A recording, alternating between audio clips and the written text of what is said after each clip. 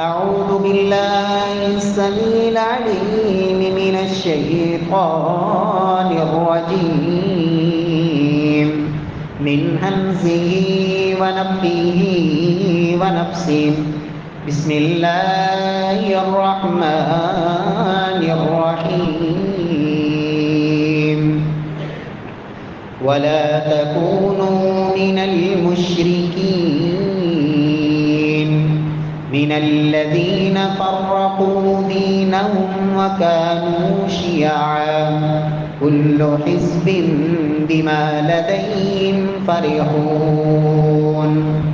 وقال الله سبحانه وتعالى في مقام آخر فإن آمنوا بمثل ما آمنتم به فقد اهتدوا وإن تولوا فإنما هم في شقاق.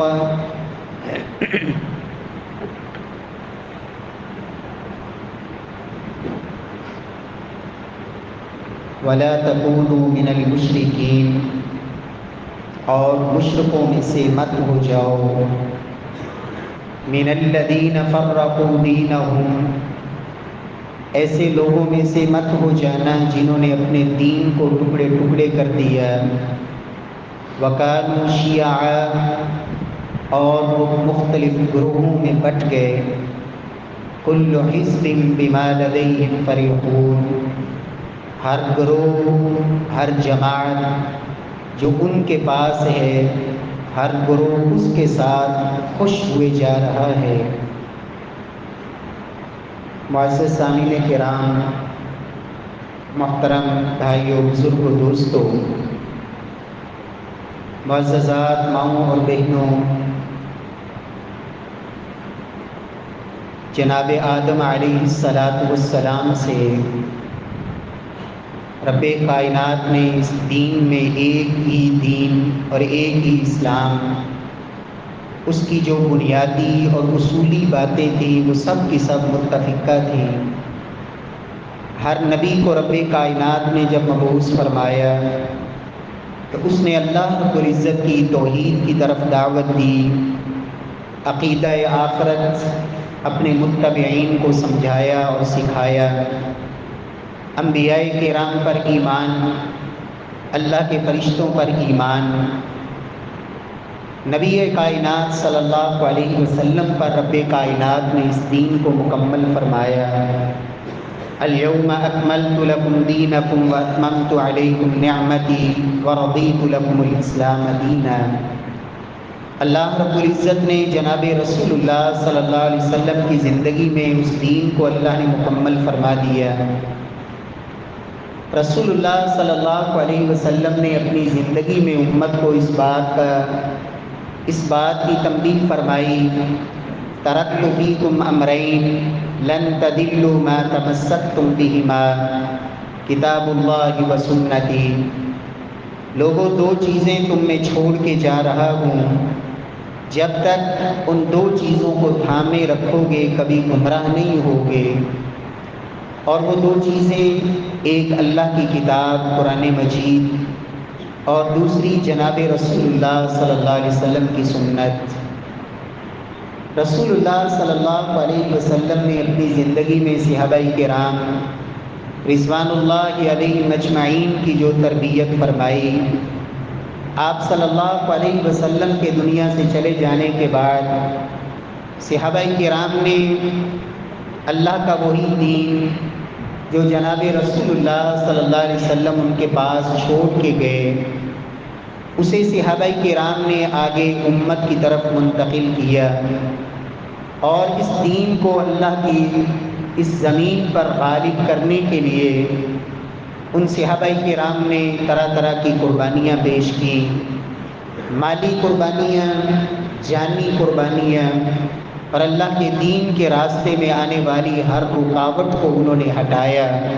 اور آج یہ اللہ رب العزت کے کرم، فضل اور اس کی رحمت کے بعد ان صحابہ کرام رضوان اللہ علیہ مجمعین کی یہ قربانیاں اور ان کی محنت کا نتیجہ ہے کہ آج دنیا کے کونے کونے میں مسلمان نظر آتے ہیں. کوئی ایسا ملک، کوئی ایسی بستی، کوئی ایسا علاقہ دنیا میں نہیں ملتا جہاں مسلمانوں کا وجود نہ ہو۔ پیارے بھائیوں، صحابہ کرام رضوان اللہ علیہ مجمعین سے محبت یہ ہمارا ایمان ہے۔ صحابہ کرام رضوان اللہ علیہ مجمعین کا منہج یہی نجات کا راستہ ہے۔ صحابہ کرام نے جس بات پہ عمل کیا اسی پر عمل کر کے میں اور آپ بھی اللہ کے ہاں کامیاب ہو سکتے ہیں۔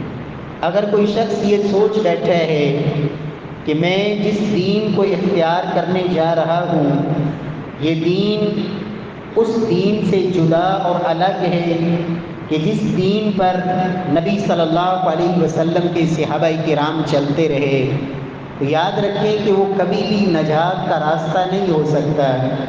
رسول اللہ صلی اللہ علیہ وسلم نے امت کو اس بات سے خبردار کیا تھا، لوگوں فَإِنَّهُ مَن يَعِشْ مِنكُم مِّن بَعْدِي فَسَيَرَى اخْتِلَافًا كَثِيرًا، لوگوں میرے بعد جو شخص زندہ رہے گا تو یاد رکھو کہ وہ بہت زیادہ اختلافات کو دیکھے گا۔ ان اختلافات سے نکلنے کا راستہ کیا ہے؟ فَعَلَيْكُمْ بِسُنَّتِي وَسُنَّتِ الْخُلَفَاءِ الرَّاشِدِينَ الْمَهْدِيِّينَ، ان تمام اختلافات سے نکلنے کا راستہ میں محمد صلی اللہ علیہ وسلم کا طریقہ اور میری سنت ہے۔ وَسُنَّتِ الْخُلَفَاءِ الرَّاشِدِينَ الْمَهْدِيِّينَ، اور ان تمام اختلافات سے نکلنے کا راستہ خلفائے راشدین ہدایت یافتہ میرے صحابہ کرام ان کا طریقہ اور ان کا منہج ہے۔ فرمایا نبی کائنات صلی اللہ علیہ وسلم نے ایک وقت آئے گا کہ دین کے اندر طرح طرح کی بدعات اور خرافات ان کو دین کے اندر شامل کیا جائے گا۔ وَإِيَّاكُمْ وَمُحْدَثَاتِ الْأُمُورِ فَإِنَّهَا ضَلَالَةٌ، لوگوں دین کے اندر طرح طرح کی ایجادات اور نئے نئے طریقے ان کو دین کے اندر شامل کرنے سے بچ جانا اور ان سے اپنے آپ کو بچانا۔ فَإِنَّهَا ضَلَالَةٌ، اس لیے کہ اس سے بڑی گمراہی کوئی نہیں۔ فَمَنْ أَدْرَكَ مِنْكُمْ فَعَلَيْكُمْ سُنَّتِي وَسُنَّتِ الْخُلَفَاءِ الرَّاشِدِينَ الْمَهْدِيِّينَ، ان اختلافات اور ان بدعات سے نکلنے کا راستہ بھی صرف اور صرف یہی ہے کہ میری سنت کو تھام لیا جائے اور صحابہ کرام کے طریقے پہ چلنا شروع کر دیا جائے، یہی نجات کا راستہ ہے۔ پیارے بھائیوں، رسول اللہ صلی اللہ علیہ وسلم نے اس بات کی نشاندہی فرمائی تھی کہ اختلافات ہوں گے امت کے اندر بھی، جیسے پہلی امتوں میں اختلافات ہوئے، لیکن ان اختلافات سے نکلنے کا راستہ لوگوں کی آراء، لوگوں کے اقوال، مختلف ائمہ کے اجتہادات، میرے پیارے بھائیوں، یہ ان اختلافات کو مٹانے کا راستہ نہیں، بلکہ ان اختلافات سے نکلنے کا اور ان کو مٹانے کا راستہ کیا ہے؟ وَاعْتَصِمُوا بِحَبْلِ اللَّهِ جَمِيعًا وَلَا تَفَرَّقُوا، لوگوں ایک ہی رسی ہے جو تمہیں ضلالت اور گمراہی سے نکال سکتی ہے، ایک اللہ کی رسی کو مضبوطی سے تھام لو، اور وہ رب کی رسی اللہ کا قرآن ہے جس کی تشریح اور توضیح جناب محمد مصطفیٰ صلی اللہ علیہ وسلم نے اپنے عمل سے، اپنے اقوال سے، اپنے افعال اور اپنی تقریرات سے نبی صلی اللہ علیہ وسلم نے پیش کی۔ یہ اللہ کا قرآن اور اس کی تشریح جناب محمد مصطفیٰ صلی اللہ علیہ وسلم کی سنت، لوگوں یہی چیز تمہیں گمراہی اور ضلالت سے نکال سکتی ہے۔ اللہ نے قرآن کو اپنی رسی قرار دیا۔ مفسرین اس کی تشریح اور توضیح اس انداز میں سمجھاتے ہیں کہ آپ یوں سمجھ لیں کہ جیسے کچھ لوگ ایک انتہائی گہری کھائی میں گرے ہوئے پہاڑ کی چوٹی سے ان کی طرف ایک مضبوط رسی کو لٹکا دیا جائے، جو لوگ اس رسی کو پکڑ لیں گے وہی اس گڑھے سے باہر آ پائیں گے، اس لیے کہ اس گمراہی کے گڑھے سے نکلنے کا اور کوئی راستہ نہیں۔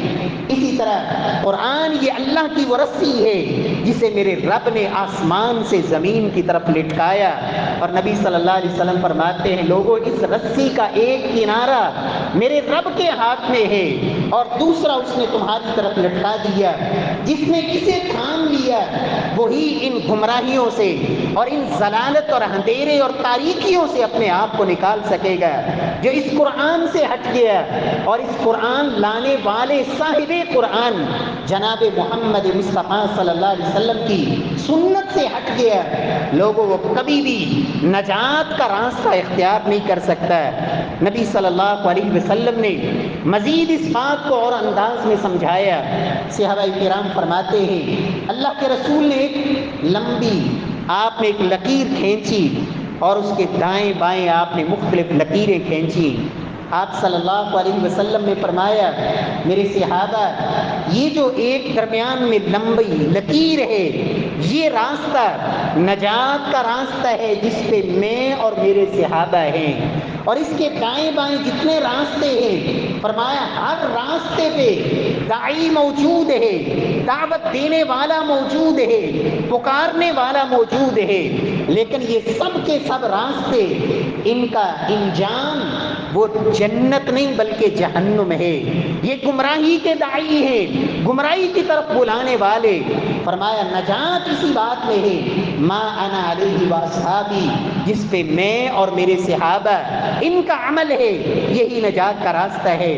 شیخ الاسلام امام ابن تیمیہ رحمہ اللہ انہوں نے ایک بڑی خوبصورت بات کہی، لوگوں مذہب اہل سنت والجماعہ، لوگوں اہل السنہ والجماعہ کا جو مذہب ہے مذہب قدیم، یہ کوئی جدید یا نیا مذہب نہیں بلکہ مذہب قدیم، اہل السنہ کا جو منہج ہے یہ سب سے قدیم اور سب سے پرانا منہج ہے، اور یہ وہ منہج ہے قبل ان یخلق اللہ سبحانہ وتعالی ابا حنیفہ ومالکا والشافعیہ واحمد۔ لوگوں اہل السنہ کا مذہب اس وقت سے موجود ہے جب ابھی اللہ نے زمین پہ ابو حنیفہ رحمہ اللہ کو پیدا بھی نہیں کیا تھا، امام مالک دنیا میں پیدا نہیں ہوئے تھے، امام شافعی، امام احمد بن حنبل ابھی کوئی بھی پیدا نہیں ہوا تھا۔ اہل السنہ کا عقیدہ، ان کا منہج، وہ سب کچھ موجود تھا۔ فإنه مذہب الصحابہ، اہل السنہ کا مذہب وہی ہے جو صحابہ کرام کا مذہب تھا، الذین تلقوہ من النبی صلی اللہ علیہ وسلم، جنہوں نے یہ سب کچھ سیکھا براہ راست محمد مصطفیٰ صلی اللہ علیہ وسلم سے، کوئی درمیان میں اور ہستی نہیں بلکہ صحابہ نے محمد مصطفیٰ صلی اللہ علیہ وسلم سے یہ منہج لیا۔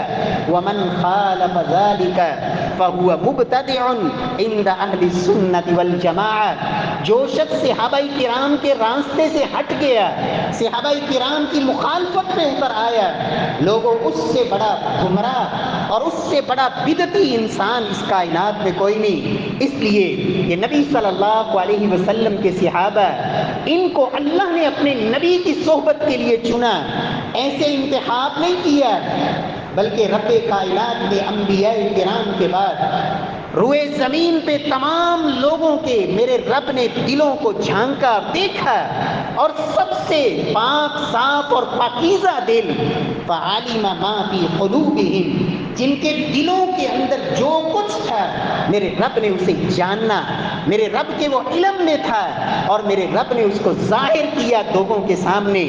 کس قدر وہ پاکیزہ دل والے لوگ، کس قدر تقوی سے لبریز وہ دل جن کے اندر ایمان کوٹ کوٹ کے بھرا گیا تھا، اور وہ نبی کی صحبت کے لیے میرے رب نے ان کا انتخاب کیا، جنہوں نے کائنات کے امام کے اشاروں پر اپنا تن من دھن سب کچھ قربان کیا اور کرنے کے لیے زندگی بھر تیار رہے۔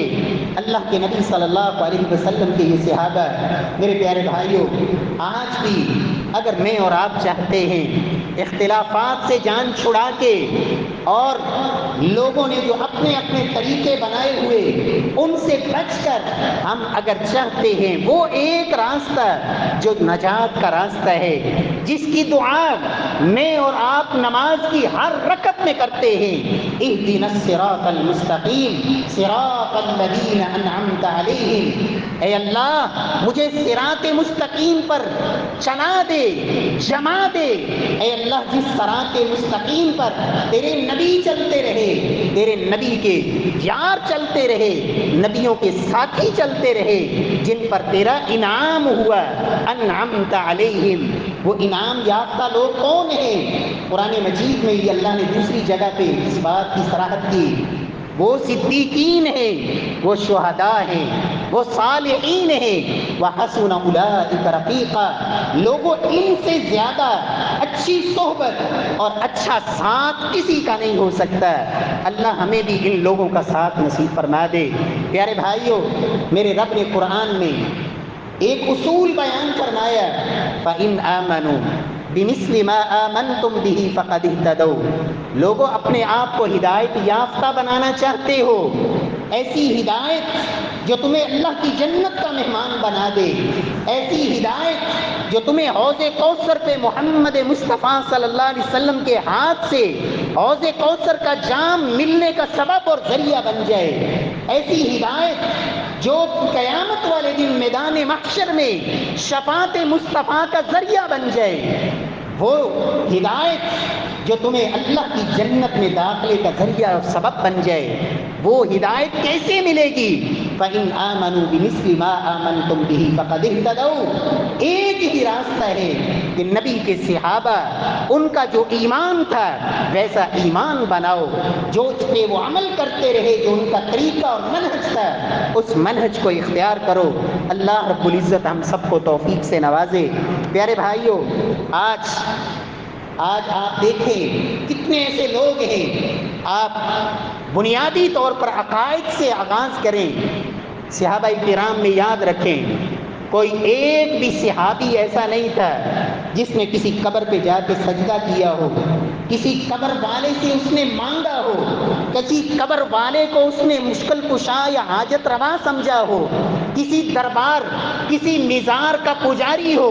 رب کعبہ کی قسم، صحابہ کرام، آخری صحابی سیدنا ابو طفیل عامر بن واصلہ رضی اللہ تعالی عنہ 110 ہجری میں فوت ہوتے ہیں، اس وقت تک کوئی ایک صحابی بھی ایسا نہیں ہے جس نے کسی قبر پہ سجدہ کیا ہو۔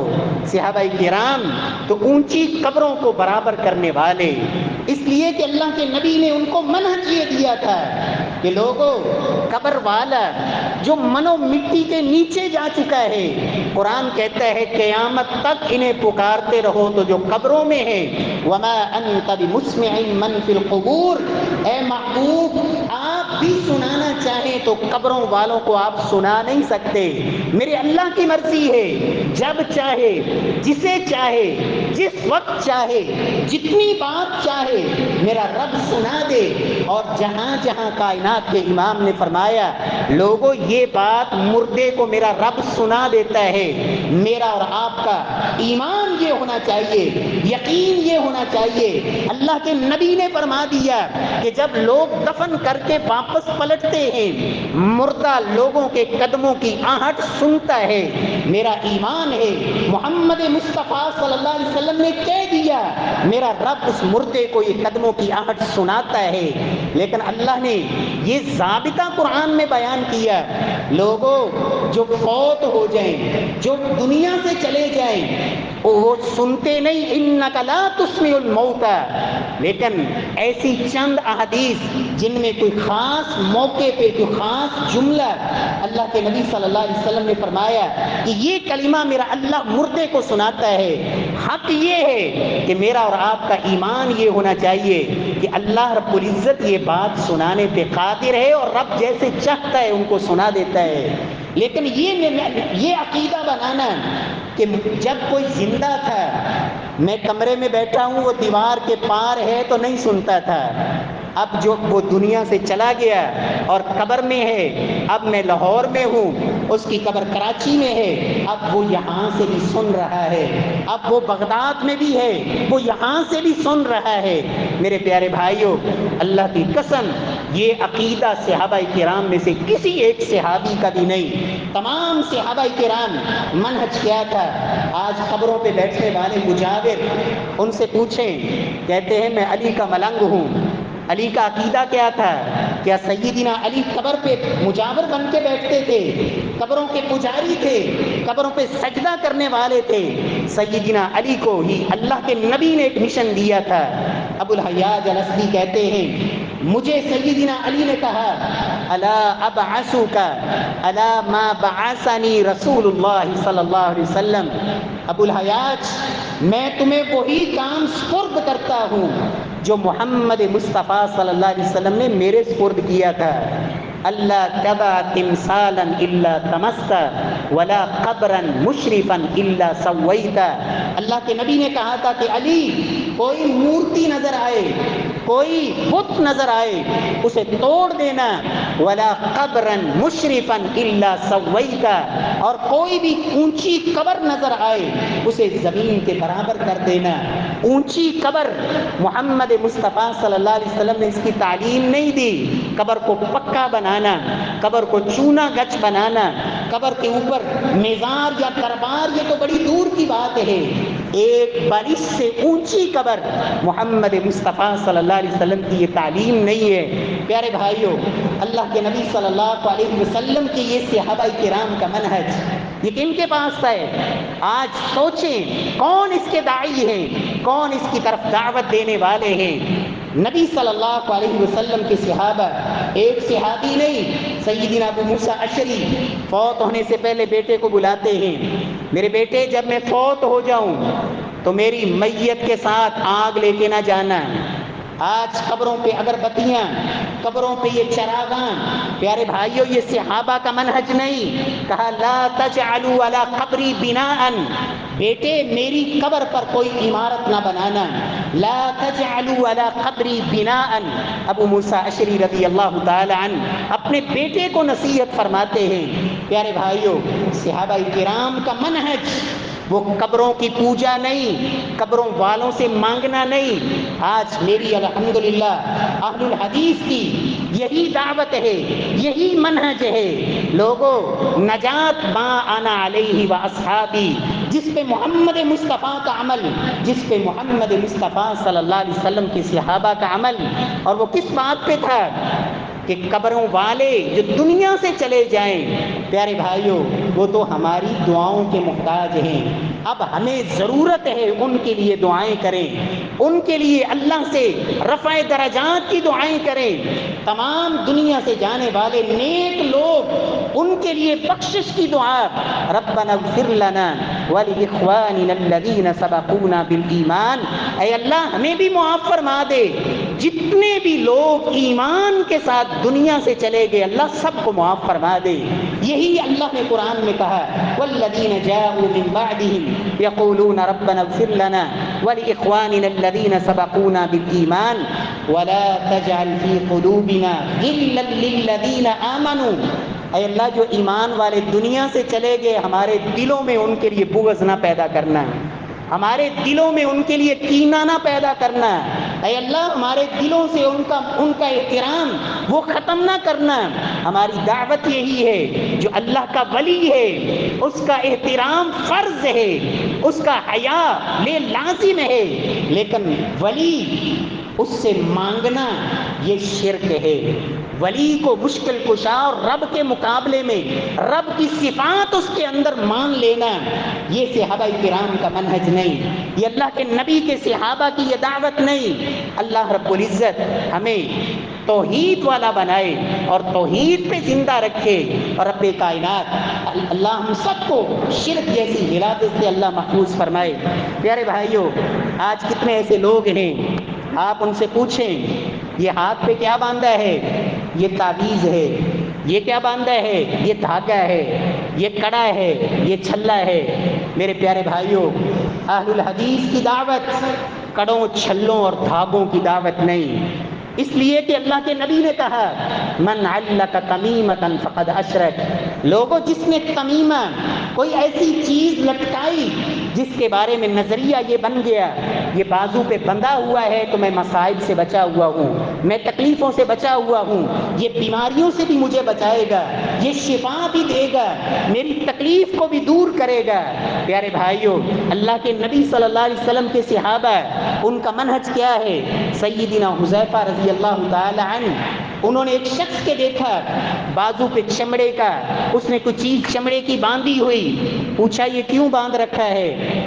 اس نے کہا کہ یہ اس لیے کہ یہ تکلیف کو دور کرے گا۔ سیدنا حذیفہ نے یہ آیت پڑھی، وَمَا يُؤْمِنُ أَكْثَرُهُمْ بِاللَّهِ إِلَّا وَهُمْ مُشْرِكُونَ۔ اللہ نے قرآن میں سچ کہا ہے، کتنے ایسے لوگ ہیں جو ایمان لانے کے باوجود وہ شرک میں چلے جاتے ہیں۔ پیارے بھائیوں، یہ کڑے چھلے دھاگے یہ انسان کے مشکل کشا نہیں ہے، یہ تکلیف رفع کرنے والے نہیں ہیں۔ وَإِذَا مَرِضْتُ فَهُوَ يَشْفِينِ، بیمار میں ہوتا ہوں، شفا اللہ دیتا ہے۔ وَإِن يَمْسَسْكَ اللَّهُ بِضُرٍّ فَلَا كَاشِفَ لَهُ إِلَّا هُوَ، اگر رب تمہیں تکلیف پہنچانا چاہے، وہ تمہیں تکلیف میں مبتلا کرنا چاہے، پوری کائنات میں کوئی ایسا نہیں، فَلَا كَاشِفَ لَهُ إِلَّا هُوَ، کہ اس تکلیف کو تم سے دور کر سکے۔ وَإِن يُرِدْكَ بِخَيْرٍ فَلَا رَادَّ لِفَضْلِهِ، اگر رب تمہیں کوئی خیر، کوئی بھلائی دینا چاہے تو اس خیر اور بھلائی کو پوری کائنات مل کے بھی تم سے روک نہیں سکتی۔ پیارے بھائیوں، یہی صحابہ کرام کا عقیدہ تھا۔ یہ کڑے، یہ چھلے، یہ دھاگے، پیارے بھائیوں، اگر آج کسی جگہ کی مٹی کو آپ نے متبرک سمجھا ہوا ہے، اس مٹی کے اندر آپ نے شفا سمجھی ہوئی ہے، اس دھاگے یا چھڑے یا کلے یا اس طرح کی چیزوں کو آپ نے اپنی تکلیفوں کی نجات کا سبب سمجھا ہوا ہے، تو ایمانداری سے بتائیں، میں آپ کو اس پتھر کی بات بتاتا ہوں جسے میرے رب نے جنت سے اتارا، اور اس سے مقدس، اس سے پاکیزہ، اس سے متبرک پتھر اس کائنات میں کوئی نہیں۔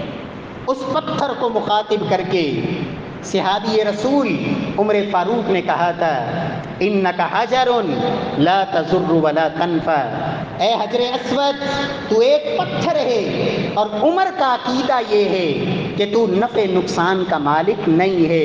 لولا انی رأیت رسول اللہ صلی اللہ علیہ وسلم یقبلک ما قبلتک، اگر عمر نے ان آنکھوں سے محمد مصطفیٰ صلی اللہ علیہ وسلم کو تجھے بوسہ دیتے نہ دیکھا ہوتا تو عمر بھی کبھی تجھے بوسہ نہ دیتا۔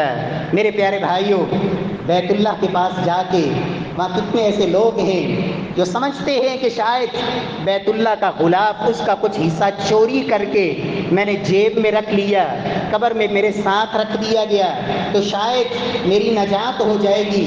اللہ کے نبی نے بیت اللہ سے بھی صرف 2 جگہ رکن یمانی کو ہاتھ لگانے کی اجازت دی کہ یہ سنت ہے، آپ وہاں ہاتھ لگائیں، حجر اسود کو آپ بوسہ دیں، ہاتھ لگائیں، اشارہ کریں، ملتزم اس پہ چمٹ کے آپ رب سے دعائیں مانگے، لیکن وہاں بیت اللہ میں کھڑے ہو کر بھی مانگنا اللہ کی ذات سے ہے، رب کے علاوہ وہاں بھی کسی سے سوال نہیں کرنا۔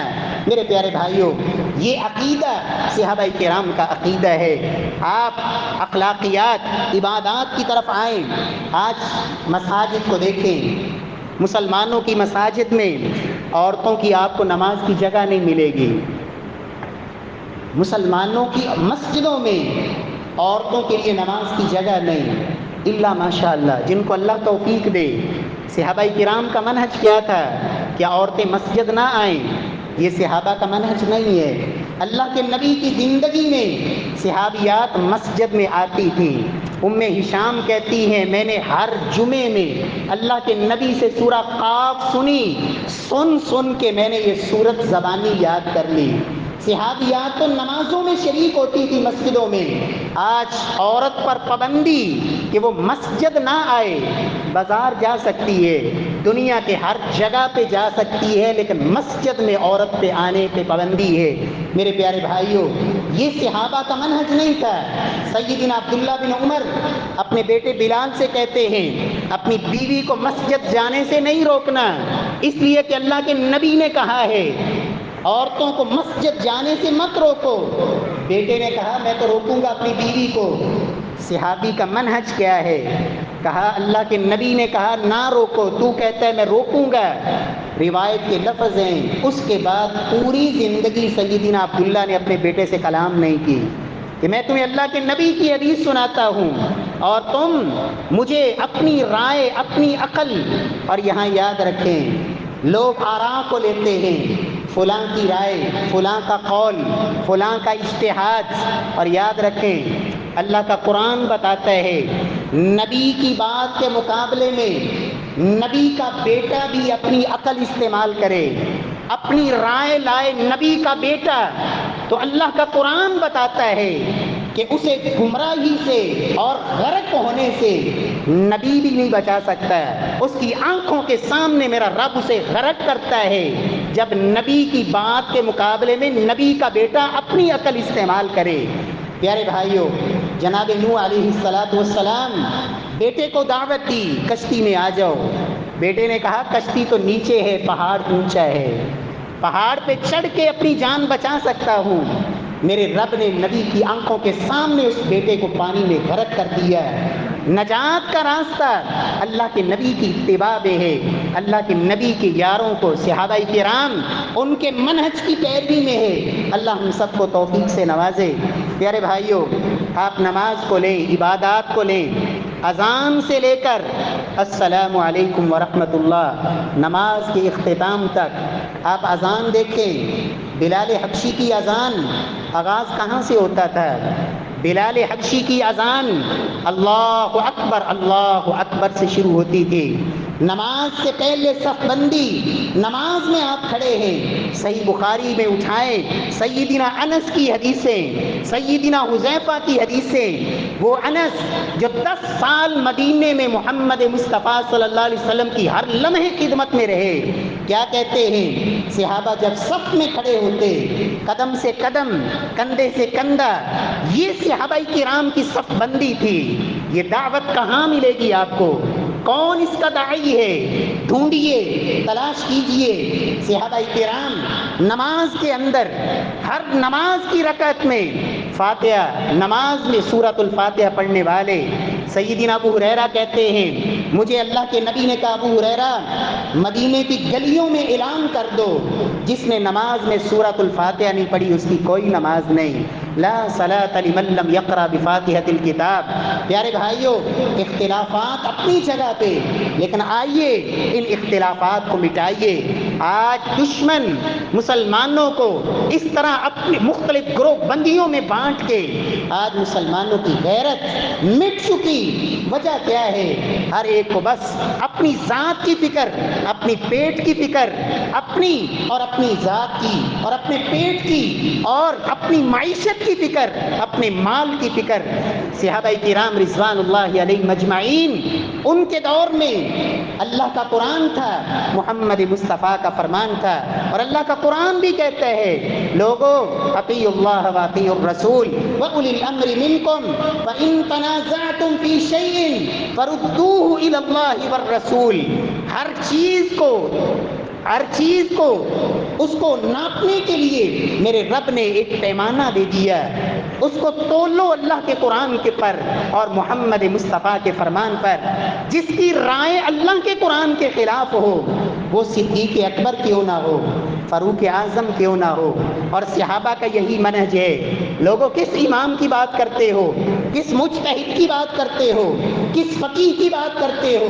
میرا ایمان اور یقین اور عقیدہ یہ ہے کہ اس امت میں اللہ کے نبی کے بعد افضل هذه الامہ ابو بکر صدیق رضی اللہ تعالی عنہ۔ اللہ کے نبی کے بعد اس امت میں سب سے افضل ابو بکر صدیق رضی اللہ تعالی عنہ، عمر فاروق رضی اللہ تعالی عنہ، عثمان ذو النورین، علی حیدر کرار، خلفائے اربعہ، عشرہ مبشرہ، اور پھر وہ بدر والے، بیت رضوان والے، فتح مکہ سے پہلے مسلمان ہونے والے، اور 1,44,000 صحابہ کرام، سب کے بارے میں میرے رب نے کہا رضی اللہ عنہم ورضوا عنہ۔ لیکن کسی کی بات بھی اگر اللہ کے نبی کی بات کے مقابلے میں آ جائے تو صحابہ کا منہج یہ ہے کہ وہ ابو بکر کی بات ہو یا عمر فاروق کی بات ہو وہ بھی قابل اتباع نہیں۔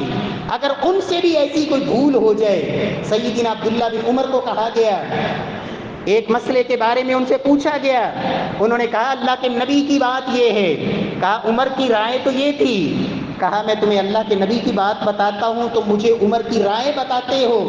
اللہ کی قسم مجھے خطرہ ہے تمہارے اوپر آسمان سے پتھروں کی بارش نہ برسے۔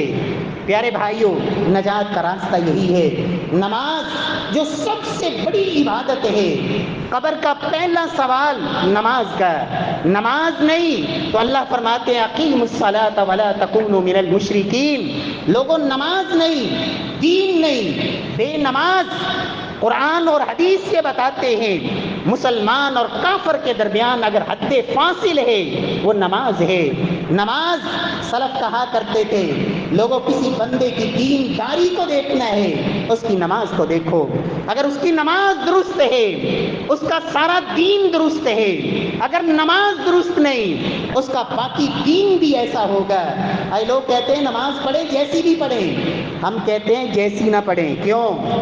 اللہ کے نبی کے صحابی کہتے ہیں قیامت والے دن ایک شخص آئے گا، اللہ کے رسول نے کہا 60 سال نمازیں پڑھی ہوں گی، ولا تقبل له صلاۃ، ایک نماز بھی اللہ کے ہاں قبول نہیں ہوگی۔ کیوں؟ بغیر وضو کے پڑھی ہوں گی؟ نہیں، فرمایا وضو بھی کیا اور کیا قیام نہیں چھوڑ دیا، قیام بھی کیا، طہارت کا خیال نہیں کیا، فاتحہ نہیں پڑھی، کیا نہیں کیا؟ اللہ کے نبی صلی اللہ علیہ وسلم نے فرمایا لعلہ یتم الرکوع ولا یتم السجود، رکوع تو مکمل کیا، سجدہ مکمل نہیں تھا، سجدہ مکمل کیا تو رکوع مکمل نہیں تھا۔ جلدی جلدی اور ٹھونگوں والی نماز، اللہ کے نبی فرماتے ہیں نقر اربعا، رکوع میں اطمینان نہیں، سجدے میں سکون نہیں، ساری زندگی ایک ہی کلمہ سبحان ربی الاعلی اور سبحان ربی العظیم، وہ بھی 3 دفعہ حد بندی کر دی گئی کہ بس رکوع میں جاتے دفعہ ایک دفعہ پڑھ لو، وہاں رکتے ایک دفعہ پڑھ کے اور جلدی سے اٹھتے وقت ایک دفعہ پڑھ کے جلدی سے پھر سجدے میں دوڑ لگی ہوئی ہے۔ ایسی نماز اللہ کے نبی فرماتے ہیں ایک نماز بھی میرے رب کے ہاں قبول نہیں۔ کیوں؟ سیدنا حذیفہ نے ایک شخص کو مسجد نبوی میں نماز پڑھتے دیکھا، کہا کتنی دیر سے پڑھ رہے ہو؟ کہا 40 سال سے نماز پڑھ رہا ہوں۔ کہا اسی طرح پڑھ رہے ہو؟ کہا اسی طرح پڑھ رہا ہوں۔ کہا اللہ کی قسم اگر اس طرح نماز پڑھتے پڑھتے تیری موت واقع ہو گئی تو مت علی غیر الفطرہ التي فطر اللہ علیہ محمد صلی اللہ علیہ وسلم، تیری موت اس طریقے سے ہٹ کے ہوگی جس پہ اللہ نے محمد مصطفیٰ کو بھیجا۔ اللہ رب العزت ہمیں صحابہ والی نماز نصیب فرمائے۔ ابو بکر نماز میں رفع الیدین کرتے تھے، عمر فاروق رفع الیدین کرتے تھے، عثمان ذو النورین رفع الیدین کرتے تھے، علی حیدر کرار رفع الیدین کرتے تھے۔ عشرہ مبشرہ وہ 10 کے 10 صحابہ جن کو ایک مجلس میں محمد مصطفیٰ صلی اللہ علیہ وسلم نے جنت کی بشارت دی، سب کی نماز میں رفع الیدین تھا۔ پیارے بھائیوں، سب سے پہلے مسلمان ابو بکر صدیق بھی زندگی بھر رفع الیدین کرتے رہے، اور اللہ کے نبی کی زندگی کے آخری ایام میں آپ کی نماز کو دیکھنے کے لیے سفر کر کے آنے والے وائل بن حجر بھی، مالک بن حویرث بھی، جو اللہ کے نبی کی وفات سے چند دن پہلے کہتے ہیں میں نے اللہ کے نبی کو دیکھا نماز میں اور آپ کے صحابہ کو رفع الیدین کرنے والے۔ پیارے بھائیوں، اللہ ہماری نماز کو ویسا بنا دے جو صحابہ کی نماز تھی۔ یاد رکھیں اللہ کے نبی صلی اللہ علیہ وسلم کے صحابہ میں کوئی ایک صحابی بھی تقلید کرنے والا نہیں تھا، کوئی ایک صحابی بھی قبر پہ سجدہ کرنے والا نہیں تھا، کوئی ایک صحابی بھی ماتم کرنے والا نہیں تھا۔ پیارے بھائیو یاد رکھیں اللہ کے نبی کی تعلیم کیا ہے؟ مصیبت کے موقع پہ صبر کرنا، مصیبت کے موقع پہ گریبان چاک کرنا، یہ اللہ کے نبی کی تعلیم نہیں۔ سیدنا علی المرتضیٰ کیا کہتے ہیں؟ فرماتے ہیں من ضرب یدہ علی فخذہ عند مصیبہ حبط عملہ، مصیبت کے وقت، مصیبت کے موقع پہ اپنی ران کو پیٹنے والا سیدنا علی المرتضیٰ فرماتے ہیں حبط عملہ، اس شخص کے عمل برباد ہو جاتے ہیں۔ میرے پیارے بھائیوں، اللہ رب العزت ہمیں تمام قسم کی بدعات، تمام قسم کی خرافات ان سے بچ کے اللہ ہمیں وہ منہج، وہ طریقہ جو نبی کا طریقہ تھا، نبی کے صحابہ کا طریقہ تھا، اللہ ہمیں اسے اپنانے کی توفیق نصیب فرمائے، اس پہ چلنے کی توفیق نصیب فرمائے۔ یہی نجات کا راستہ ہے، یہی اللہ کی جنت تک لے جانے کا راستہ ہے۔ پیارے بھائیوں، باقی سائڈوں پہ جتنی راہیں ہیں جو نبی کے صحابہ کی راہ سے ہٹی ہوئی ہیں، پیارے بھائیوں، وہ نجات کی راہیں نہیں ہیں۔ اللہ کے نبی صلی اللہ علیہ وسلم نے فرمایا تھا، ما انا علیہ و اصحابی، جس پہ میں اور میرے صحابہ ہیں، لوگوں یہ اس راستے کی پہچان ہے جو اللہ کی جنت تک لے جانے والا ہے۔ اللہ ہم سب کو عمل کی توفیق نصیب فرمائے۔ واقول قولی ھذا وآخر دعوانا الحمدللہ۔